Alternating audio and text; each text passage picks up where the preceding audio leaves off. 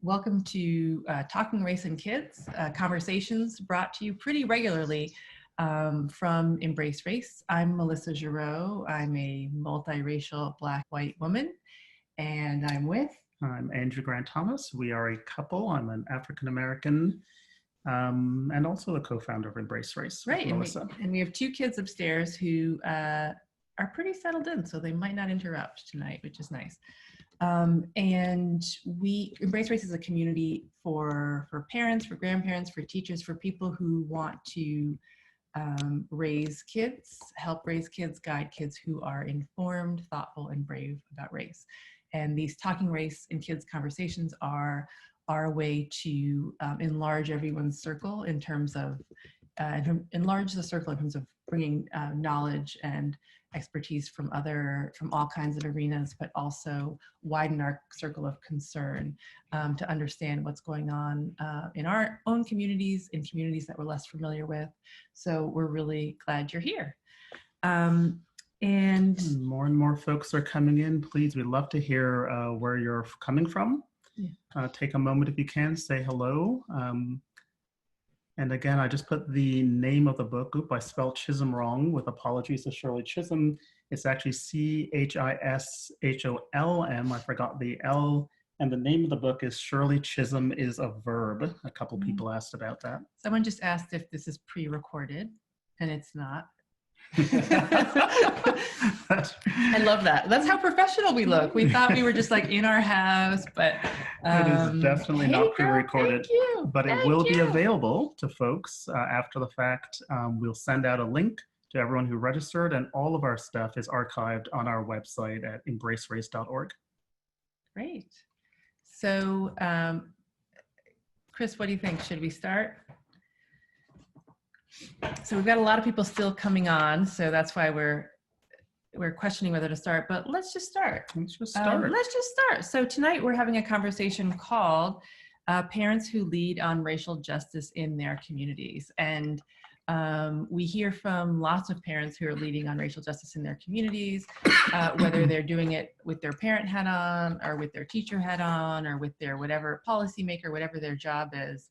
And tonight we wanted to feature some parents doing just that, in a particular place, a group of parents, and just break out, talk a bit about how one parent in particular moved from doing racial justice work or anti-racist work on herself in her home, and thinking about how to take that outside, and the people she met who sort of helped her do that. So we're excited to highlight new ways to get out and be active around these issues.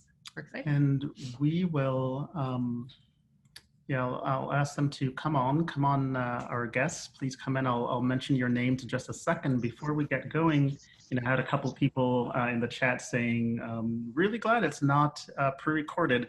We're really glad, you'll be really glad it's not pre-recorded, because the way this will flow is the way all of our webinars flow. We'll start with a conversation with these good folks, maybe 20, 25 minutes, and then we'll go to your live Q&A. So you'll see there's a chat at the bottom. Please try to keep conversations in the chat and put cute questions that we will select from and pose to our guests in the Q&A. That makes it easier for us to sort through those questions and select them. And I'm really glad. Normally what we do is sort of read a bit of the bio. We're actually not going to do that this time and incorporate that into the first question, but I do want to let you know that you're seeing Tia Leathers. Welcome, Tia. Dr. Mayra Martello, Donna Thompson-Bennett, and Whitney Touchton. And we are really glad to have all of you here. And Donna, I'm actually going to start with you, but ask the same question of each of you, which is, for you, Donna, what is the work, right, that brings you here? What is the work, as you understand it, and how did you come to that work? Greetings, beautiful people, especially Andrew and Melissa. It's always great to be with you. What is the work? The work actually begins with the who. Over 25 years ago, I had transitioned into a new community here in Connecticut and had the joy of meeting Olga Brown, who invited me to be a part of this meeting to start the Parent Leadership Training Institute of Stamford, Connecticut. The Parent Leadership Training Institute was founded by Elaine Zimmerman, who co-created the curriculum itself. It's a family civics initiative. And she was having this meeting to engage people in the community to bring this family civics leadership initiative into Stamford, Connecticut. This family civics initiative grew in such a way throughout Connecticut that it was in like at least 20 something communities. It has existed now for close to 30 years here in Connecticut. But we started getting calls, and I say we because I became an active member of the design team.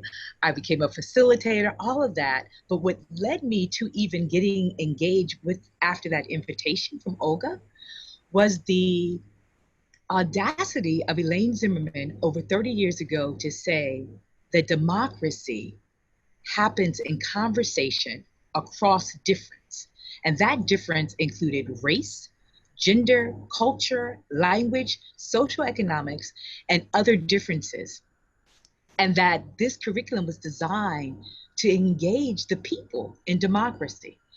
So because I'm a recovering attorney, political science major, a child of amazing parent leaders who really inspired me and my siblings to seek to do the best, not only for ourselves, but to seek the best and justice for others, this resonated with me.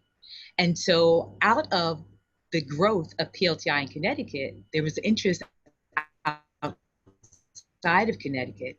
And so we now have about 6 throughout the nation, and we're able to do this through the organizations I have the joy of leading, known as the National Parent Leadership Institute.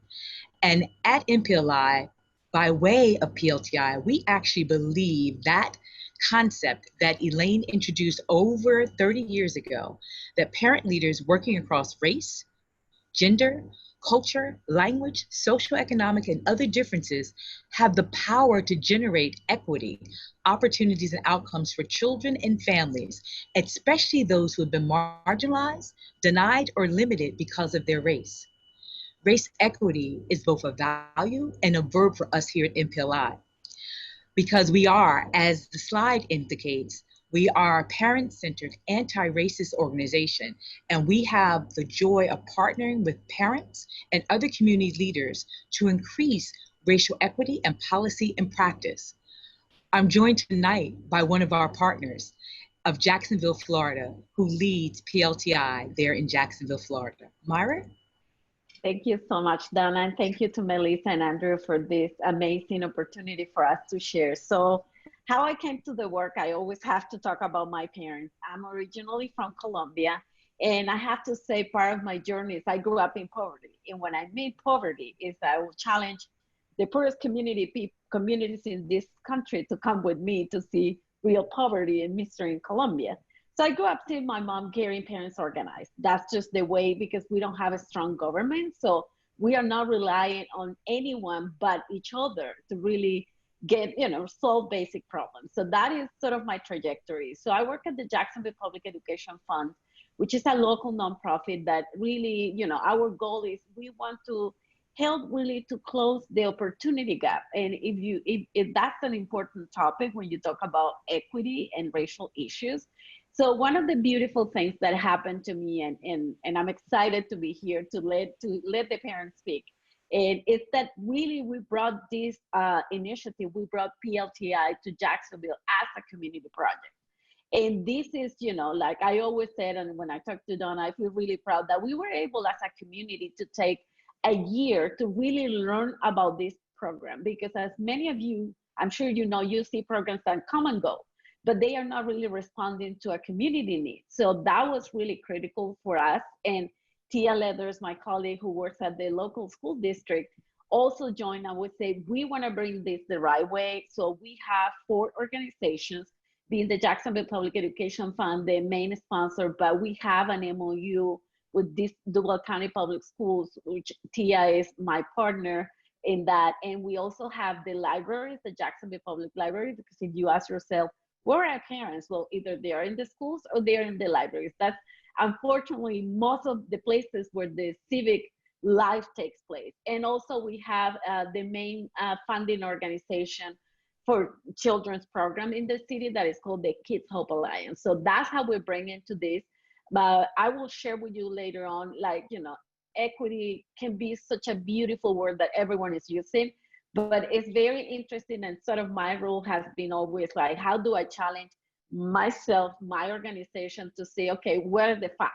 What are the, you know, the specific things that you can really say, this is what I mean by that. So I'm gonna toss it now to my colleague Tia Leather, so she can share what brought her into this magnificent opportunity for us. Thank you. Did you want to say something, Andrew? No. I was just thanking Myra. Please, Tia. Yeah, I'm loving Oh, sure. It's ironic that you started with Shirley Chisholm, because I went to my purse and pulled out a picture of the two of us. She and my grandmother were friends. Nice. So this is where I start then, because that's the way that you shared it. My grandmother always said that I should get her autograph, and I thought, why? I was a child. But I remember that she wrote, always aim high. And those were the 3 words she put on the paper. And with that, I think it's so important that we remember people who look like me. I grew up in Jacksonville, Florida, which, I mean, is the South, to a grandmother and parents who were friends with Shirley Chisholm. So you can imagine everything was a fight. Everything was for people who look like me, and to make sure the least of these were served with excellent care and with quality. So I am really, really honored to work for our public school system as the Executive Director of Family and Community Engagement, so that I can work on behalf of families all across this district, but of course for families who may sometimes get overlooked, or who we may use vehicles by which they're just not able to access, especially in a pandemic. So anyway, one of those very, very special parents is Whitney Touchton. And so Whitney brought us a really valuable experience that I know we're here to discuss this evening. So I guess if I am now tossing it, I would love to introduce you to Whitney Touchton, one of our amazing parent leaders in Duval County. And I just want to say that that Tia was referring before we got on, to only those in Zoom will know, not the Facebook people. I was recommending this children's book. So yeah. And Whitney, we're happy to come to you. Of course, we'd love to hear about you and about this project. And Tia would love to come back to you a little bit to hear about, right, the appeal of, you know, you didn't have to engage when Whitney made her approach, but you did, and the school did. So we'd love to hear a bit more about that. Whitney, please. Mm-hmm. Thank you so much for having me on, and thanks, Tia, for that introduction. I got connected with Parents Who Lead a couple of years ago when the initial cohort came to Jacksonville, and I had been on a personal journey of self-education with anti-racism work with another organization called Be the Bridge. And they really helped me to come along in my understanding of systemic racism. And I knew that I wanted to do my community project on that topic. And I was looking for avenues to do it outside of my own home and my own circles. And as soon as I heard about the advocacy training, the parent advocacy training through Parents Who Lead, I knew I needed to check it out and see what opportunities might be available. And so it was a fabulous program, and I was thankful to be learning from such brilliant women of color that are leaders in our community that really helped to pave the way for me to be able to initiate this project. And it was a group effort. I knew it needed to be on the topic of anti-racism, but really just trying to figure out how to implement anything specific. And so do you want me to go ahead and talk about the project now, or do you want to circle back? Yeah, no, that would be great. And I wonder actually if you could say, I'm curious about one thing. So unlike you, Tia, you, Whitney, didn't necessarily grow up in a home, right, which emphasized the importance of race, racial justice, perhaps even social justice more generally. You came to that later. You said you worked with the Be the Bridge in that program, and then can you just give us a little bit of insight into what is it? What did you sense? What resonated with you that made you say, I need to do more of this? For sure. Yes. No, I definitely did not grow up in a household that was part of our conversation, nor most of my adult life. So yeah, I had heard about Be the Bridge through actually some church organizations. And so they had, that's how I was introduced. And when I first started participating, they have a Facebook group as well as they do small community groups within, all around the country.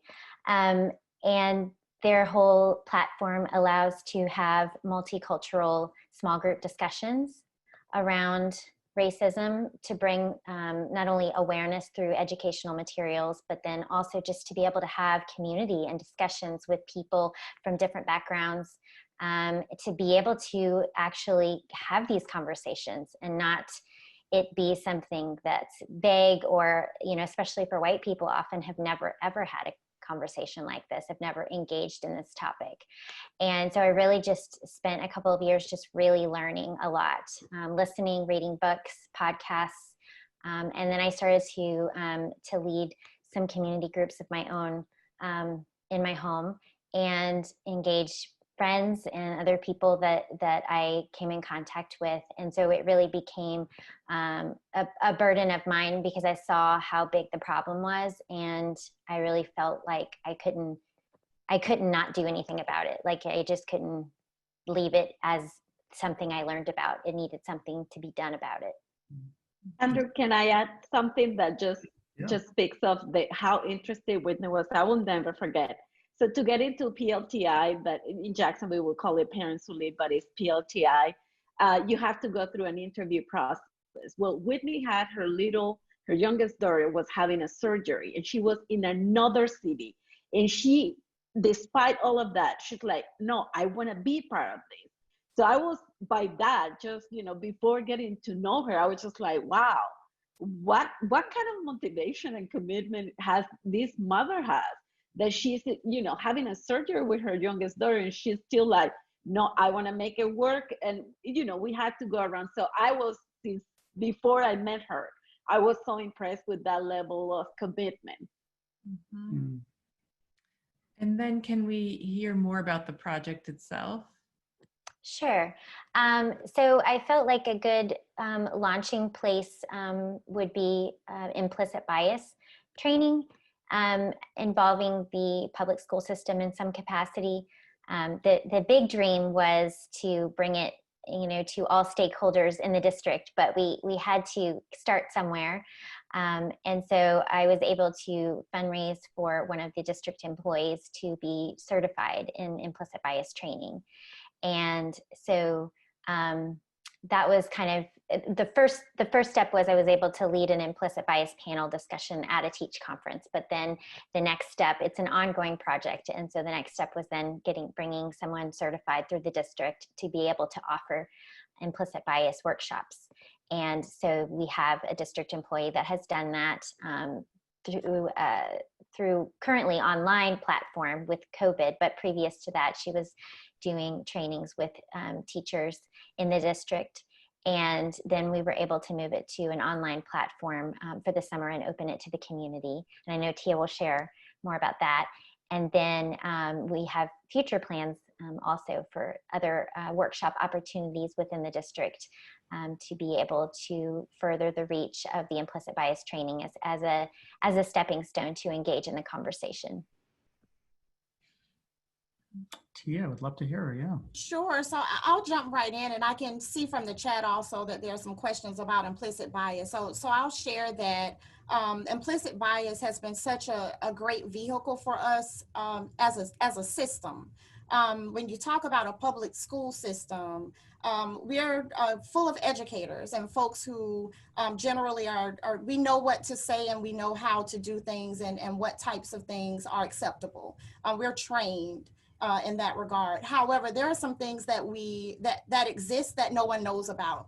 There are some things that we walk into a room thinking that no one knows about, and sometimes we don't know about. So I think for us, this particular vehicle has been extremely beneficial in terms of how to uncover some things that many of our educators and colleagues and administrators and leaders just don't realize they walk into a room with already. The training has been one that, as Whitney shared, has been utilized with teachers and administrators through our school climate and culture department. What we did this summer, however, is, as a mom, speaking of parent leadership, my daughter told me she wished that her dad were white. And when I asked her what that was about, she said that she didn't want him to get hurt. And as her mom, I actually had not realized that the death of George Floyd and the protests and everything that was out there was affecting my 8-year-old. So at that point, our district has something called the Parent Academy, and we partner with the Parent Leadership Training Institute through Parents Who Lead to really kind of take our parents who are ripe for parent leadership and train them at the next level. So knowing this training already existed through Whitney's community project, we put it out there. I wrote a letter to everybody in our districts and sent it home and invited them to participate in this virtual opportunity with me, because I wasn't sure if there were things that I was doing in front of my child, or even comments that I may have been making based on what was on the news, as you can imagine. What are things that I could do to give myself better tools around my child, and then how could I share that with our family? So through that, we have been virtual, and we've had 478 people to join in this work, and it's 10 weeks. So each week, Wednesdays at noon, we plug in, and our school climate and culture supervisor teaches us. But through Whitney's project now, our district has paid for me to get trained. So I am now trained in the same curriculum. We're also hiring a director of equity and inclusion to work with students and listen to their voices and hear what's going on with them in terms of race relations. So from one parent project, one passionate parent and her leadership, there are many additional layers of this work that are about to take place within our district. So I'm really, really proud of the way that those things have gone. But the training in and of itself allowed us to ease in. In a public system, you can't be too direct sometimes also. So I think it's been a really good vehicle for us. You know, go ahead.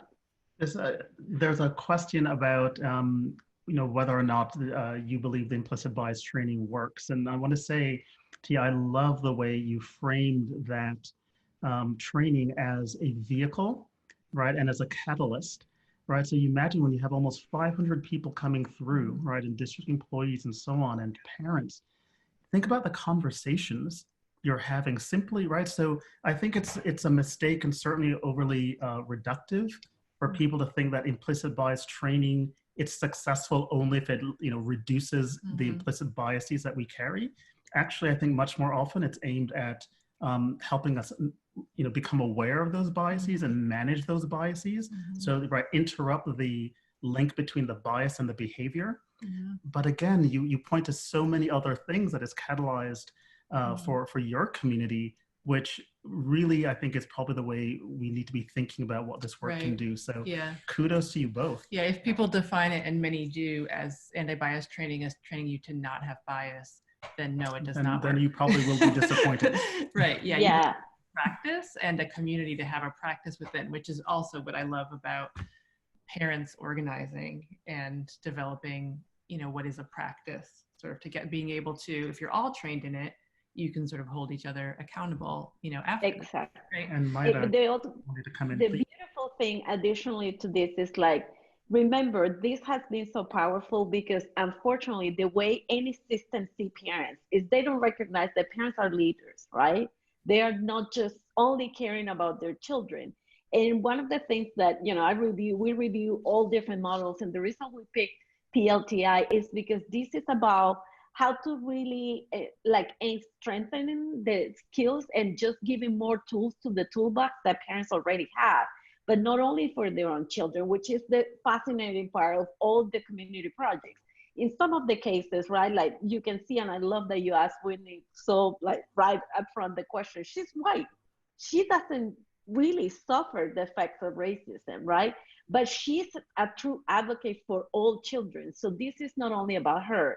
So I love, and I always like to ask Tia if she can share, how has been the change in the district to see these parents that they were like, oh my gosh, what did we do wrong? Because if a parent is coming to us, it's because we did something wrong. But also, I also want to say, for the question is, I like to say to people, of course, the training is absolutely important, but it's just the first step. But it's just like, how do we just norm and say, this is how we're going to talk about these things? But imagine, this started with her, quote unquote, little community project. We didn't know there was a certification. None of us, even the people who were experts, we learned about this through Witness Project. And now, like my organization, where we're going to do is like, we're going to put funding, small grants for parents who come to the new cohort so they can continue working in this topic, because we recognize it's like, great, the training is just first step. There is more work that we need to do. So I just love, because Tia always tells she's a better storyteller than me. Like, Tia, if you can share, like, how has been the reaction of district employees, understanding that parents come with a different role? Mm-hmm. I think generally when a parent comes, something's wrong, right? Period. We all find our inner leader when somebody bothers our child or something isn't going right. We could be shy as whatever, right? Outer leader. Yeah. We all show up at that point. Every parent's a leader at that point. So I think the way that it shifted then is that when we as a department are able to bring parents to the table and say, this parent is here to help you. There's work that needs to happen here. In Whitney's case, we couldn't afford it. We didn't even know if there would be a value, especially not to spend quite a bit of money to travel to this place and do things like that. But she raised it and sent the employee there. I mean, how do you say no to that? So as a district, I think just being able to start seeing the value, not that we didn't, we certainly see the value in our parents helping with homework, right? Or showing up to parent nights, but the ability for them to get involved in change that will impact positively all of our students. I think that's kind of our culture at this point. We look to our parents to make us better because we realize we're all working with this together. Tia, that's such a great example of what we find with PLTI when there's real authentic parent partnership. We are finding that that's not only happening in Jacksonville. What's great about MPLI and having all these partners through the nation, we're seeing that in other communities. And so what you described, we have recent examples, particularly around the whole racial equity and racial justice lens. Rochester parents were actually meeting with and organizing for Black and Brown children in terms of the reopening of schools. And they were doing it in partnership with schools and actually having conversations with superintendents. And they're creating these joint councils that include parents at the table. So as you referenced Shirley Chisholm at the beginning of this, and the whole concept of, okay, you may not be invited to the table. And so she said, just bring your folding chair, right? And pull it up. Well, in PLTI and MPLI, we're starting to say, sometimes you just create your own table. You don't have to wait. But what's great is when the partnership can happen, either from district leaders recognizing the resource and the real value of parent leaders, or parent leaders setting the table and inviting the district or other civic leaders in the conversation to make sure that we are not leaving anyone out as we look to have a more equitable system, whatever that system is. So I really am excited to hear the shift. But I also think the shift happened because of Whitney's leadership and other leaders of PLTI, Parents Who Lead, but also because of you as a parent leader who doesn't like take off that hat as you come to your work. So I think that's important too. I think for both you and the energy that you and Myra bring to this shared work. And we're getting a lot of questions just in the chat. We can see about how do I do this in my community? And actually, just before we go to that, I wanted to pull back for just a moment, Donna. I was interested in, when we put up the slide and when you described, National Parent Leadership Institute's work, you described it as sort of racial equity focused. But I remember you're talking about its roots in Elaine Zimmerman's work in Connecticut. And I think you are pleased to emphasize race and all kinds of difference. So it sounds like, right, you have sort of elevated racial equity as a focus. And I wonder if you could just say a word about that, why you made that doubtless deliberate decision. I think one of the things that we do is that we're responsive to parent leaders. PLTI started from Elaine listening to parent leaders about their ideas of what would be best for legislators, others to consider as they were thinking about school readiness policy and legislation. And so out of that came issues of equity. So it's always been a thread woven in PLTI. And of course, part of that equity was around race. But we've also found that as we have been working with PLTI graduates, alumni like Whitney and others, they are saying that we have to elevate and really put a stronger lens on racial equity. We did a racial equity think tank. Melissa and Andrew, we're grateful you guys were a part of that. But that was our first think tank. But that was because we were being responsive to parent leaders who said that as a result of working and going through the democracy and civics course of PLTI, they learned more around difference and working across difference, but they wanted to be able to learn how to have those courageous conversations, to be able to address things in terms of anti-racism, to be able to have the conversation to move something in terms of policy and practice in their community if it was seeming to be an issue of inequity, particularly around race. So we did a racial equity think tank and began to say, what can you do? What would you like to do in your community as alumni of PLTI, as parent leaders to address that? So we literally began more of a focus because we heard from parent leaders that we should. Our curriculum is not done by us. It has always been generated by the thoughts, the ideas, the insights of parent leaders. From that, we built and we've updated our curriculum to have more of a racial equity focused lens. It still has those core values of democracy and civics, but if we're honest, how can we really have a full conversation about democracy in this nation without really elevating the lens and really focusing in on the impact of race in the build of our democracy? Thank you so much. I just think that's so important, and do want to give a quick opportunity to anyone else who wants to weigh in on that, knowing that, you know, there are all sorts of equity issues and all kinds of dimensions to equity work, but the race that you've adopted in Florida as well. So one of the things that we did, because we were privileged to take a full year and a half in the planning of this. So what we decided, because, and of course, this is through my lens of coming from Latin America, I find that Americans, for the most part, are so fascinated with the concept of access. So you really, like, most people think, oh, we just create this law and then everyone is gonna come and this is equitable. I'm like, not really. You can create all these things, but you actually, if you want some people at the table, you have to remove additional barriers because you have to be intentional. So it's like if we want the immigrant communities and we all offer the classes only in English, well, good luck with that. So what we did with Tia, we created a diversity matrix. So we went and looked for these parents who we were intentional. We wanted racial diversity, different abilities. We must have parents or caregivers, which is the other concept, because as we know, the demographics in this country are changing so vastly. We have a lot of grandparents, uncles, other adults who are caring for our children. So we are intentional about recruiting people. We're the people with different gender identities. So it's like the intersectionality, and we have this matrix. Is it perfect? It is not, but we know, right? Like I have to confess, like, even though I'm Latina, we haven't had a Latino who has graduated from the program. Because of course, now I'm like, well, there are other barriers that are not only the language, right? This is it's a 20-week real commitment that really doesn't end in the 20 weeks, because Whitney can tell you she graduated almost 2 years ago and she continues and she's gonna have a new community project. So I think that like equity has to be really actionable. Otherwise it's just, it's just like a facade, right? Like, oh yeah, we all look different. It's like, no, we even like try to recruit diverse way of thinking. Like we ask them, we don't care what your politics are, but we don't want just people thinking the same way, because there's no growth if we are all, part of the same club. So I think the intentionality, we have gotten to a different level. And I have to tell you, it is not easy.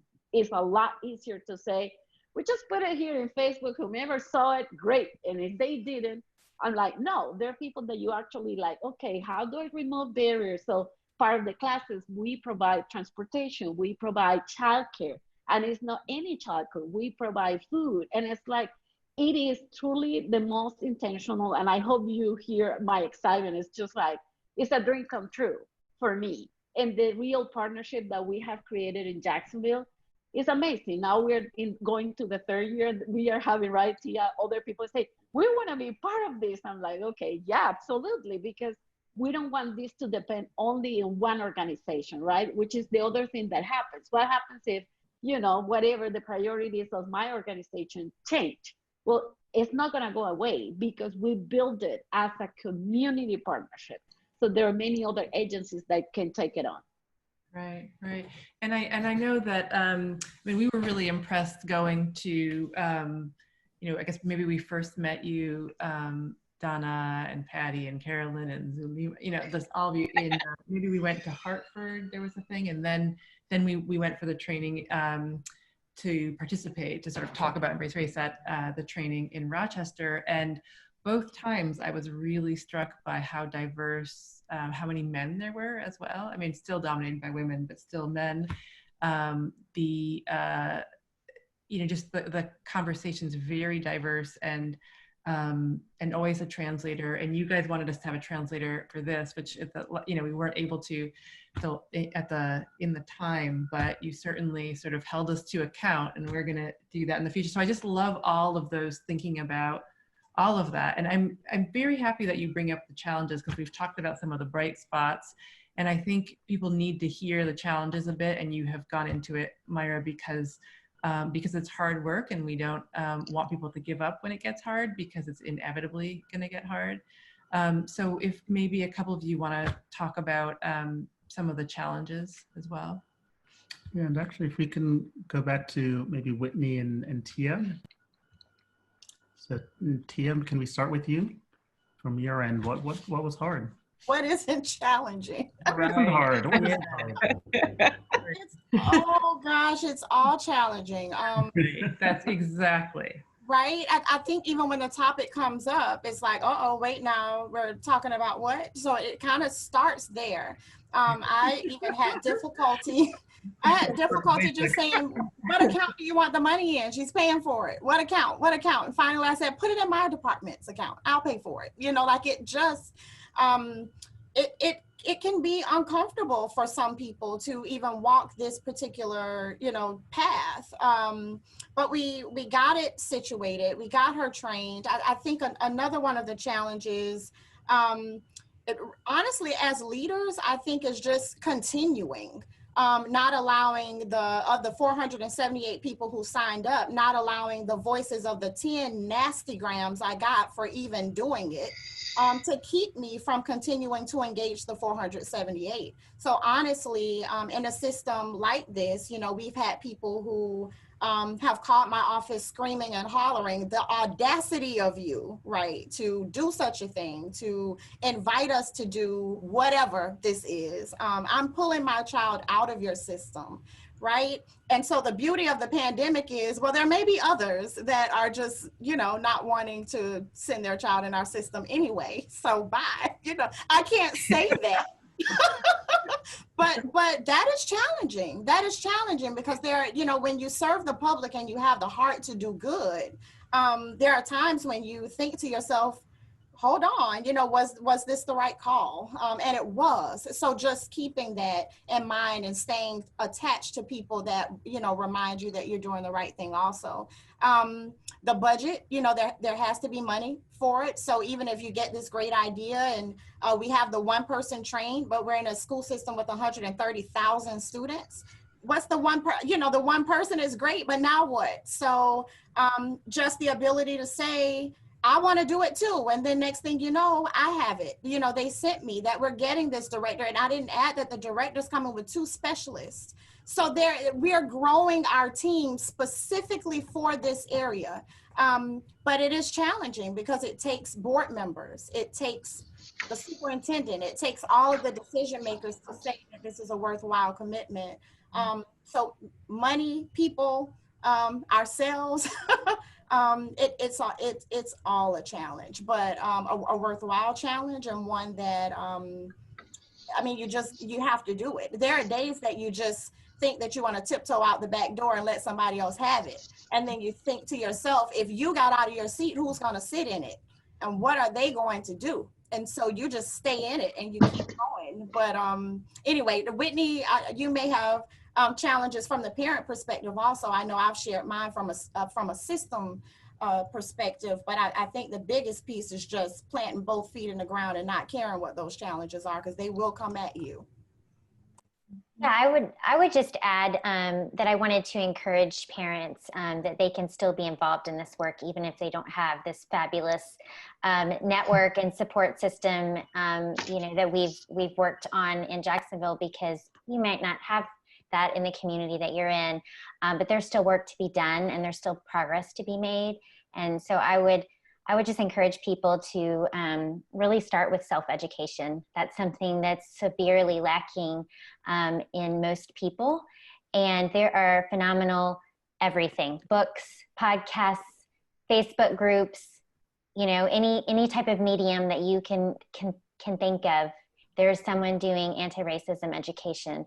And so seek those out. And I know we're going to probably put some of those recommendations out with this webinar, but definitely seek out that work and make sure it's from people of color and that are involved in anti-racism education specifically. And when you educate yourself, being step one, then you can start to see everywhere around you where there's some work to be done. And so you pick a spot and you go for it. And even if it's just in your neighborhood, even if it's just in your child's classroom, in your PTA, there is a way, there is a place you can get involved. You don't even have to get involved at the PTA at your own school. If your child goes to a school that's doing well, successful, has all the resources it needs, go find another one that doesn't, and you can participate in their PTA, and you can, you know, get involved that way. That's persistence. That's wonderful. Yeah. And I wonder actually on this question, we're getting, not surprisingly, so many questions about essentially how do I do this, especially from the perspective of people wearing different hats, right? Parents and teachers or educators in general, for sure, and other people too. So I wonder, you know, in any particular order, what, you know, 5,000 level foot wisdom, in addition to what Whitney has said, would you suggest? Yeah, I think that go ahead, Melissa, you wanted to say something? Well, I just wanted to add that it seems like from what, just picking up off of what you've all been saying, it would seem to me that one of the important components is that you start with people who are motivated. So you don't necessarily, like Tia said, I invited people. It wasn't like you must come to this training, because that kind of thing can really backlash. Motivation is huge. Yeah, I mean, it is. Yeah, I think the motivation, but also the commitment. You know, advocacy is hard work. This is not, oh, I tried, this didn't work, okay, goodbye, I'm gonna move to the next thing. It's just not gonna happen. And one of the things that, Tia and I talked about this all the time, even though we have, 4 organizations partnering, but when we decided, we say, we're gonna make this work no matter what. And we can tell you the many red tapes. Just imagine, the district is 130,000 students, 7 board members. Add to that another nonprofit organizations that just, I also have a board. So we are like, we communicate all the time, to the point that sometimes I have to say to the superintendent, Dr. Green, by the way, I don't work for you. I know you see me here all the time, because that's what it takes. So what I will say is, sometimes we underestimate the power of one person. I come from Colombia to tell you, it took my mom 40 years to get our street paved. 40 years. But she was able to achieve it because she never gave up on it. Did she have obstacles? Absolutely. So I think if, when you think about this, one of the things that I always admire of Whitney is, like, these are not technically her kids, but all children are our children. And if we're not having these, not only the bold conversations, right? When you say, yeah, I'm Latina, and guess what? I also have biases against Mexican people, right? I see them as less than me for whatever reason. So I find that when you're honest and you say, we're gonna make this work, but just buckle up, because there will be people who will attack us. There will be people who say, this is too hard. For me, I have to confess, I have to, like, learning how to be a real partner, because, whomever is paying for it is like, oh, you make decisions. And Tia will say, excuse me, ma'am, can we talk about this? I'm like, oh yeah, never mind. That's true. Like, it's just also being courageous enough to question your own thinking. And I think that's just, it's really the hardest work. It is not easy, but this is the work. This is what parents need to continue to do. And I know many of you are doing it.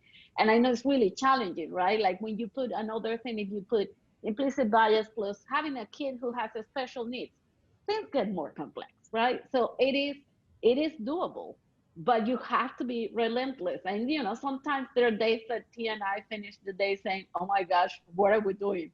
And then it's like, okay, tomorrow is the next day, right? You're like, we're gonna keep doing it. So it's not easy, but it's doable. Mm-hmm. And I would just add that if people are hearing from Whitney and hearing from us, and there's interest in PLTI coming to your community, I believe it's probably in the chat, or we can make sure to contact us at our website in terms of Parents Who Lead, but we will connect you with some incredible people. You heard Melissa talk about our team.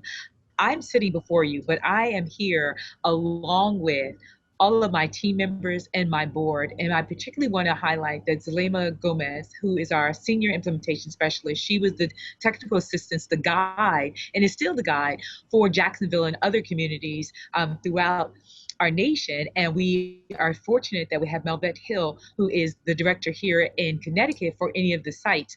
And they will be an amazing resource for you as you think about how you build this work in your community.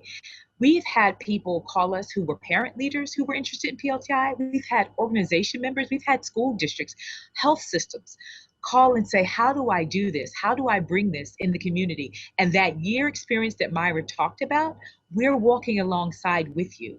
You're not expected to just say, poof, and there's PLTI in your community. This happens, the whole concept of building with and partnering and understanding that this democracy, family civics initiative happens within community. That's represented by bringing community together, including parent and other community leaders, to make the initiative happen. So that's one thing you can do, and understand that not only do you deal with and address things in terms of racial equity, but you look at systemic change in a number of different domains. Oftentimes parents are most concerned about education. So those community projects that Whitney talked about, that her project sprung from, 40% of parent leaders who go through PLTI throughout our country have a focus on education, but there are also those who are interested in health, safety, financial wellness, social and economic mobility. And so we work and partner not only with systems, but with other community organizations, sometimes even civic organizations like the City of New Orleans, who want to make sure this parent leadership initiative is in their community in order that they can have the authentic parent leader partnerships that Tia and Whitney and Myra have described that are happening in Jacksonville. This is not something that we're keeping to ourselves. We are sharing this. We've been sharing and replicating this for some time now, and we are open to have conversations and help you build. Tia did not lie when she said a challenge is budget. We understand that, and we understand in the midst of current circumstance, it can be even more challenging, but we're willing to work with you and share any resources and connections that we have for you to think about for making this happen in community. Andrew, I wanted to share with you, you had asked to kind of why did we change, like how did our focus get elevated? And I have to give another honest answer. It's what's happening always in real time in our democracy that also impacts what our focus is in PLTI. I can remember when some years ago, we were about to start a training and we recognized that our community as a nation had been affected because of the murder of Trayvon Martin. And we knew that if we were going to be talking about bringing people together across race and all types of difference, that we could not ignore what we often refer to as the elephant in the room, that it's not just creating a kumbaya moment around race, it's having the challenging conversations when even today, I was like, how are we going to do this? Because we know that we as MPLI have stood with and have partnered with others to declare Black Lives Matter. and we're still having to call and add names to the roll call. So I think about Trayvon Martin years ago and us having to address that in real time. I can't help but think about Jacob Blake and Trayford Pellerin right now. And so because this happens in our democracy, in our nation, in our country, these are parents often, these are children who are connected to parents and people who love them. We as MPLI who are seeking to generate equitable and better outcomes for children and families, we can't ignore that. So sometimes something gets elevated because there's a need to elevate it, not just in our curriculum, but in our practice, and to be able to look at it and say, what can we do to make things better, to change? And so I just wanted to share that, because this isn't simply about the work of Jacksonville, Rochester, Solano County, Connecticut sites, Everett, Washington. It's not, it's about us as a nation. And really, we believe it's about us as a world, being able to examine and to challenge and to work towards something better and different. That's great. Yeah. Can I tell you, Donna, you started out talking about Elaine Zimmerman, and when you talk about Trayvon Martin, of course, I think of George Zimmerman.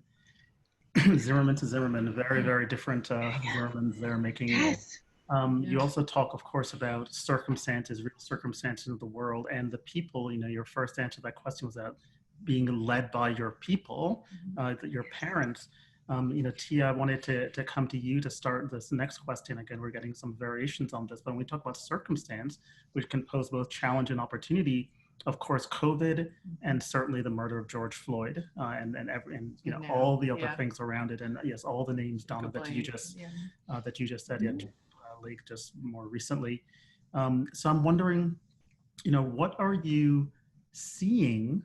Again, so many challenges to schools, but and perhaps Whitney and Myra as well, you can weigh in here, but what are these circumstances, right? So, and layered on top of everything that you've been dealing with, that parents and schools have been dealing with, but how has it changed in light of these new but very sharp circumstances?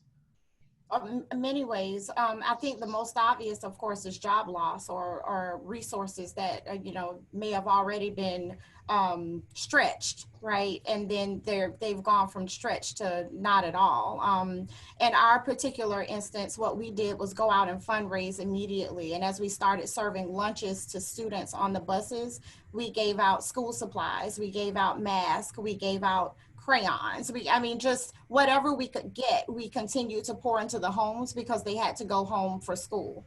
So we realized that there were things that we could do as a district to try to make our home rooms, which is what we call our online platform, more equitable. Because some people went home to a library full of books.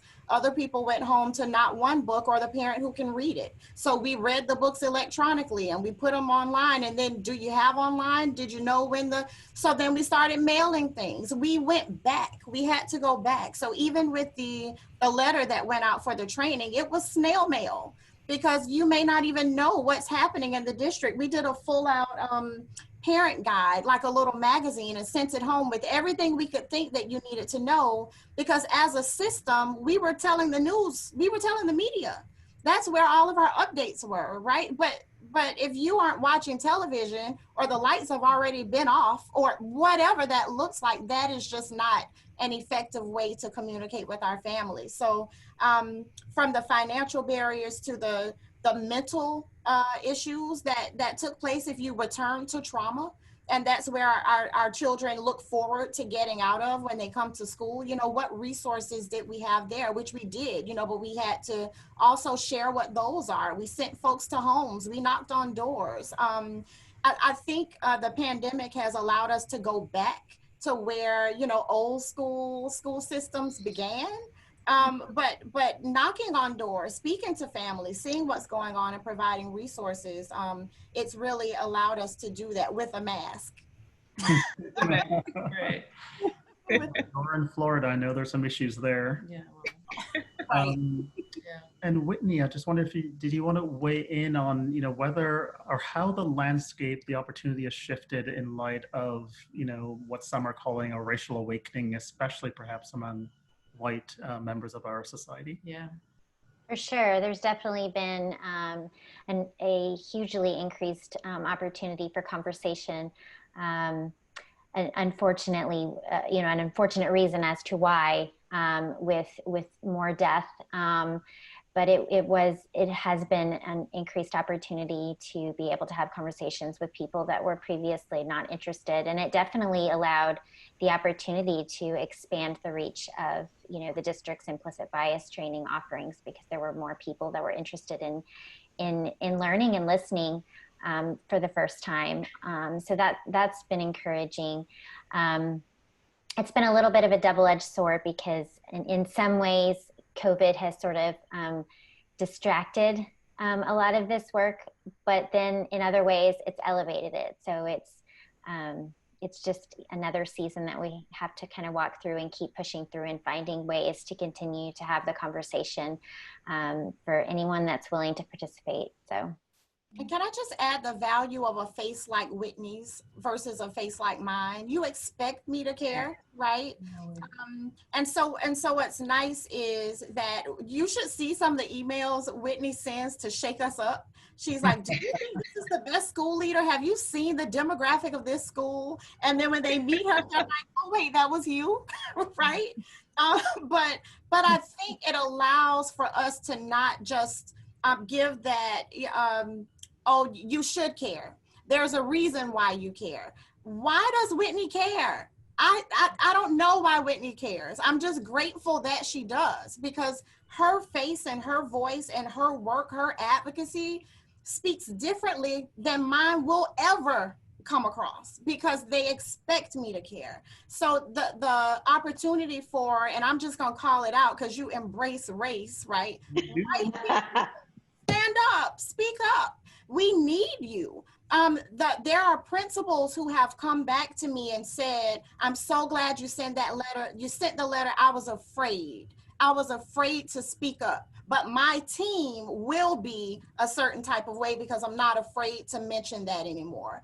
But if nobody gets ahead of it and gets out there, even those principals receive the letter because they're a parent, because they are a school system parent. We didn't send that to employees, but because they have students in our system, they received it anyway. But the value of a face that shouldn't care, we cannot leave the call without, giving a quick little nudge and hats off to folks like Whitney and the like. We're all in this together, and we are extremely thankful when you do kind of come alongside us or ahead of us. And allow us, because we're exhausted. Let me just tell you, we're exhausted. We're exhausted personally, we're exhausted professionally. But when someone else says, oh, I haven't even talked about this my whole life, I'm ready and I'm like fresh, then it gives us a lot more stamina to run the race. So anyway, thank you, Whitney. And for folks like Whitney, we appreciate you and we need you. Yeah, Whitney has some others in the chat. You said those like Whitney. I'm loving seeing some of the flow of the chat. I kind of glanced over where, Whitney, you are not alone. There are other white allies and parent leaders who are in this session with you from different places in our country. But it's really, that was some of the advice when in our town that we were having kind of a school integration fight. And one of the things in talking to people doing similar work in a similar sort of community, like in San Francisco, we're a small town, but progressive, said, what they said was, you got to let more white people do the talking, like get an ally, and people will listen to it differently because they just keep hearing you and not hearing you, so that was really, and it's true that we really need to build the capacity of everybody. So you can't sit it out. Your ideas and also your privilege is needed in these conversations. Well, we go back to George Floyd, right? And you just think of, we've reflected a lot on that, I know, but just think of all that Black people in particular in that place had done over the years, right? I mean, the man who put his knee on his neck, on George Floyd's neck, had close to 20, right, complaints against him, right? So we take the videos, they go viral, we do the lawsuits, we do the protests, right? You do what you're supposed to do. Yes, it's clear that, As much as Black people and other people of color and Indigenous people have been carrying that fight, we clearly could use some more support. And it's not, and we are all of our interests are deeply implicated in how it turns out. So amen, Tia. We don't have very much time, but there was a comment in the chat that I'd love to get your ideas about. Someone who said that they're a white ally, said they're trying to learn when to listen and when to lead. Like what, when do you, how do you work that kind of whiteness and know when to step back? And I wonder, Whitney, if you have ideas about that and whether the rest of you do too. You've seen powerful moments of that. I'm actually glad you brought that question, because I was hoping for an opportunity to say that, because I do appreciate the acknowledgement, but it shouldn't be that shouldn't be the truth. And so part of the learning is actually to do more listening than talking, and to use whatever voice that I have to redirect to people of color that have already been doing this work and already have this knowledge. I didn't get this knowledge by being white. I got this knowledge by listening to people of color and learning from them. And so that's really important, is that we take, as much as possible, take a back seat, do the work, but take a back seat. The spotlight doesn't belong on us. Yeah, I wanted spots, right?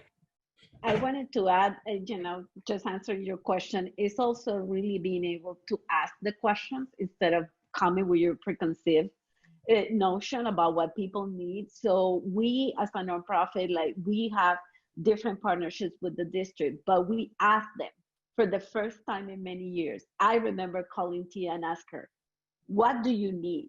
How can we be helpful? Instead of us saying, but I need the parents to do this, I need the teachers. I'm like, this is a different moment. So I think, regardless, we all have some type of privilege. So yes, I'm Latina, but I'm documented, I'm bilingual, I have a PhD. I have to, if we're not using our privilege to bring others with us, then what are we doing? So I think that's the most inspiring thing. We all can do something, in particular for those who have been traditionally oppressed for many reasons. And the skin of your skin color is one of the many reasons, and of course it's undeniable, right? The amount of discrimination that Black people in particular, but also Indigenous people have faced, and Latinos and many others. But I would just really say thank you so much. This is inspiring work. It's the hard work. Don't think that this is easy. If you get into this, there will be moments that you're like, okay, I'm done, this is too hard, but it's so worth it. Because if you think about the demographics of this country, we will be shortly a majority minority country. And those are our children. They're all our children. That's really true. All our children. The only thing I would add, once you listen, or while you're listening, also lead by doing your own research and not always thinking that Black and brown and other people of color can be the source of your information, even to be listening. There's so much out there, and we live in this wonderful age. Now, you got to fact check things, but there's an age of internet access to information about real things that have occurred in this country through the lens of race and culture, and explore that. And then the other thing I would say is lead by speaking out, joining in the conversation, maybe gathering people to have the dialogue. You don't have to just stay in the background. I think Whitney is absolutely right that there's a time to really learn by listening. And then once you've learned, lead out. Have the courage that Whitney did to say, I'm going to move this beyond me and beyond my house. I'm really going to be an active bridge in community. And stay with it. Yeah. Stay with it. Yeah. It's not a one-time thing. So thank you, everybody. Thank you. That was wonderful. That time went quickly. I know a lot of people are going to want to go to parentswholead.org. And you can also, you'll find the resources when we post them. We'll post a video tomorrow at EmbraceRace.org, and there'll be contacts, ways to get in touch with these folks. So going around our screen. Yeah, thank you so much. Donna and Whitney and Myra and Tia, thank you so much, not only for being here, but more importantly for the work that you do every day. And really for being so real with it, so candid. Yeah, hard stuff. Thank you. Thank you for the platform to be able to share. We'll do it again. We'll Take do it care, again. folks. Bye, guys. Bye-bye. Be well, beautiful people. Be well. You too. Thanks. Bye. Thank you. Bye-bye.